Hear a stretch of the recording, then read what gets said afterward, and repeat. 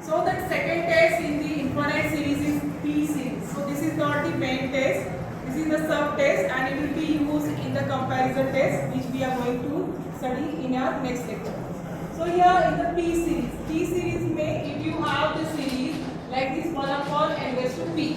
So here if you are changing the value of n as 1, 2, 3 as per the summation, you will have the series in expanded form as 1 upon 1 raised to P, 1 upon 2 raised to P and so on till infinity. If you have such pattern, then observe the value of P.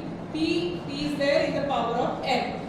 So if this P is greater than 1, your series will be convergent, and if the value of this P is less than equal to 1, the series will be divergent. So for example, suppose let's have some example 1 upon n raised to 3 suppose we have. What is value of P here? P is 3 which is greater than 1. So what can you say? This series is convergent, right? Suppose you have something like this. What is P here?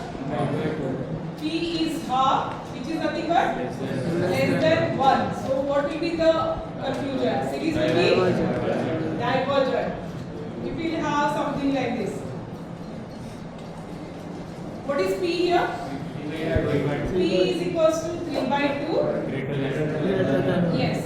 So this is greater than 1. So series will be convergent in this case. And if you will have this one.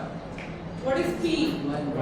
P is 1 which is equal to 1. So divergent. Because we have the condition for less than and equal to, the series will be divergent. So this is all about